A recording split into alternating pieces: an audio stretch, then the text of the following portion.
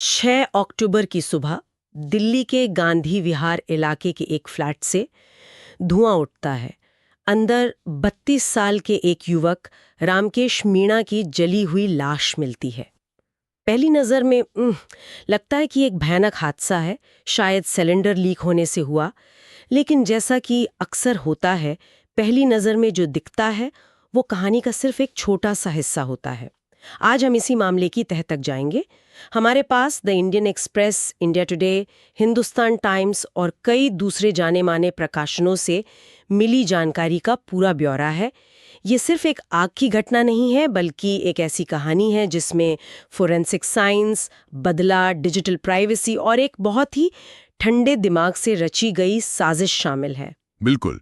और हमारा मकसद ये समझना है कि कैसे एक हादसा असल में एक सोची समझी हत्या के रूप में सामने आया। हम जांच के हर पहलू को देखेंगे, पीड़ित कौन था, आरोपी कौन है, और सबसे जरूरी, इस पूरी वारदात के पीछे की वजह क्या थी। ये कहानी आज के दौर में भरोसे, तकनीक और बदले की भावना से जुड़े कुछ बहुत ही गंभीर सवाल खड़े करती है। तो चलिए इसे परत दर परत खोलते हैं। पीड़ित रामकेश मीणा 32 साल के थे और यूपीएससी की तैयारी कर रहे थे। उनका जला हुआ शव उनके फ्लैट में मिला और जैसा कि हमने बात की, पुलिस ने शुरू में इसे लापरवाही से आग लगने का मामला ही समझा था। और यहीं पर यह केस दिलचस्प हो जाता है। देखिए, शुरुआत में पुलिस पूरी तरह से गलत रास्ते पर थी। उन्हें लगा ये एक आम हादसा है। एफआईआर भी मतलब उसी तरह दर्ज हुई। अपराध को एक दुर्घटना का रूप देना ही शायद साजिश का पहला और सबसे अहम कदम था। लेकिन जैसे ही फोरेंसिक टीम ने बारीकी से जांच शुरू की, कहानी बदलने लगी। उन्हें कुछ ऐसा मिला जिससे ये साफ हो गया कि ये सिर्फ एक जली हुई लाश नहीं है, इसके पीछे कुछ बहुत गहरा है। और यहीं से कहानी में असली मोड़ आता है। इस मामले में मुख्य आरोपी है 21 साल की अमृता चौहान। और सबसे चौंकाने वाली बात यह है कि वो बीएससी फोरेंसिक साइंस की छात्रा है। जी। पुलिस के मुताबिक उसने अपने 27 साल के एक्स बॉयफ्रेंड सुमित कश्यप और उसके 29 साल के दोस्त संदीप कुमार के साथ मिलकर इस हत्या का पूरा प्लान बनाया। और मकसद, सूत्रों के मुताबिक, ये बदला लेने और अपनी इज्जत बचाने का मामला है। अमृता को पता चला था कि रामकेश ने गुपचुप तरीके से उसके कुछ निजी पलों के वीडियो रिकॉर्ड कर लिए थे। ये एक ऐसा आरोप है जो इस पूरे मामले के केंद्र में है और इसे एक साधारण हत्या से कहीं ज्यादा जटिल बना देता है। बात यहीं खत्म नहीं होती। ये सिर्फ अमृता का शक या डर नहीं था। पुलिस को रामकेश की एक हार्ड डिस्क मिली और सूत्रों का दावा है कि उसमें 15 से ज्यादा अलग-अलग महिलाओं की आपत्तिजनक तस्वीरें और वीडियो थे। 15 से ज्यादा? हाँ, पुलिस का मानना है कि अमृता को डर था कि रामकेश इन वीडियो का गलत इस्तेमाल कर सकता है या उन्हें ऑनलाइन लीक कर सकता है। ये सीधे सीधे डिजिटल प्राइवेसी और सहमति के उल्लंघन का मामला है। किसी के निजी पलों को बिना इजाजत के रिकॉर्ड करना अपने आप में एक गंभीर अपराध है। लेकिन फिर सवाल ये उठता है कि इस नाइंसाफी का बदला लेने के लिए कानून को अपने हाथ में लेना वो कितना सही है। ये मामला हमें इन दोनों अपराधों की जटिलता में उलझा देता है। एक तरफ भरोसे का कत्ल है तो दूसरी तरफ इंसान का। तो ये सब हुआ कैसे? मतलब 3 लोग एक शहर से दूसरे शहर आते हैं, एक हत्या करते हैं और उसे हादसे जैसा दिखाने की कोशिश करते हैं। रिपोर्ट्स के मुताबिक 5-6 अक्टूबर की रात को ये तीनों, अमृता, सुमित और संदीप, मुरादाबाद से दिल्ली आए। उनका मकसद साफ था। उन्होंने कथित तौर पर पहले एक मोबाइल चार्जर के तार से रामकेश का गला घोंटा और फिर इसे एक हादसा दिखाने के लिए जो किया वो और भी भयानक था।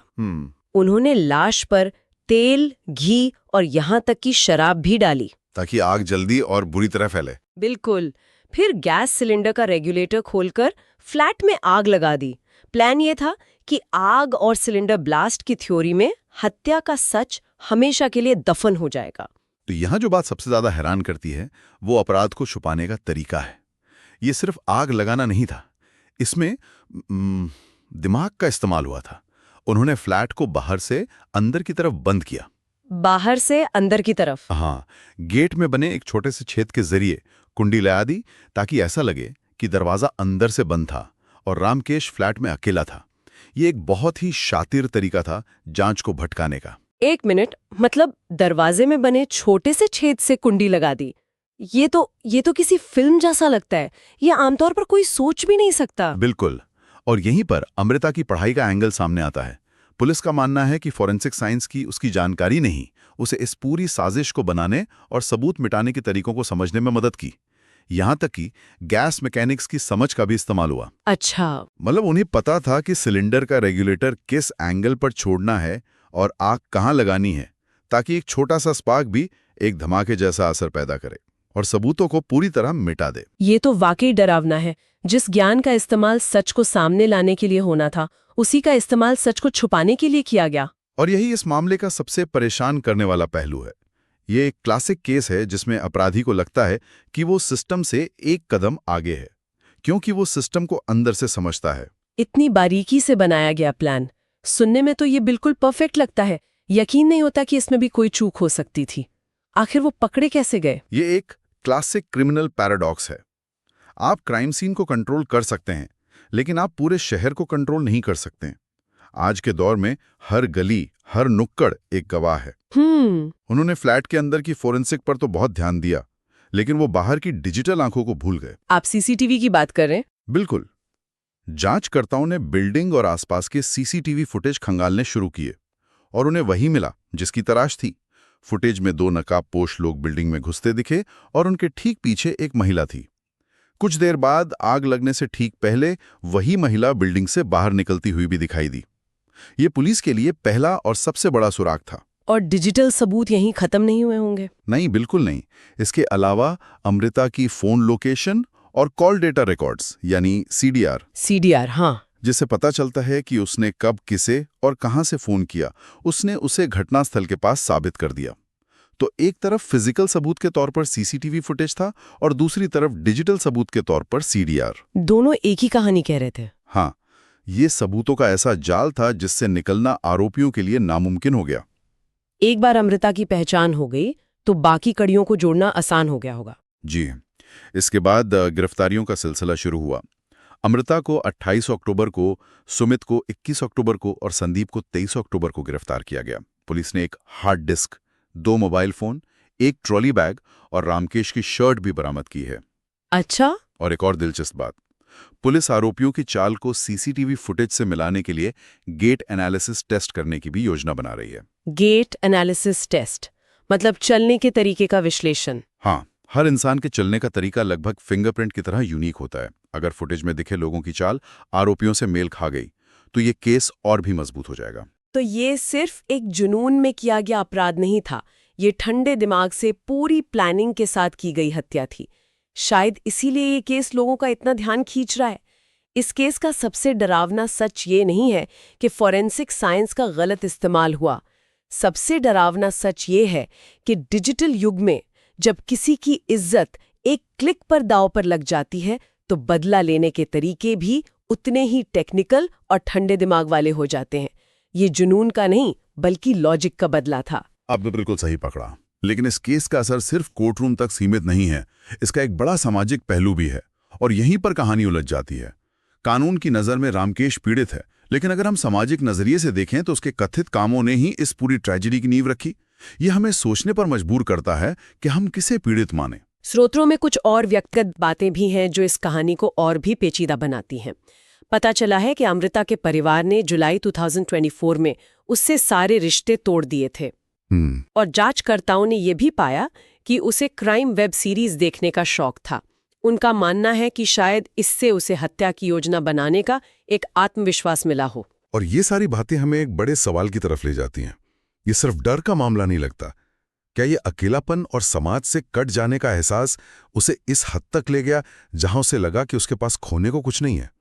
ये केस दिखाता है कि जब रिश्तों में भरोसा टूटता है और तकनीक का गलत इस्तेमाल होता है तो उसके नतीजे कितने भयावह हो सकते हैं।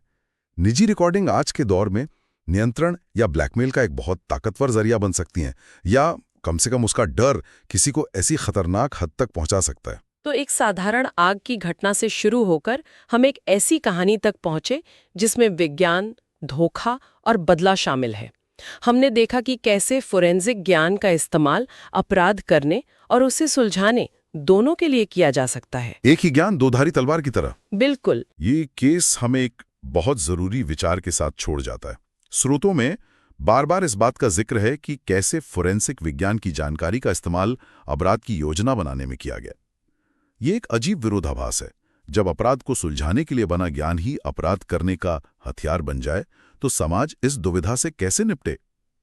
और सबसे बड़ा सवाल यह है, क्या किसी अपराध के पीछे का मकसद, जैसे कि अपनी इज्जत को सरेआम होने से रोकना, उस अपराध को देखने के हमारे नजरिए को बदल देता है, भले ही वो अपराध एक सुनियोजित हत्या ही क्यों ना हो? ये सवाल इस केस के कानूनी फैसले से कहीं ज्यादा बड़ा है और शायद इसका कोई आसान जवाब भी नहीं है।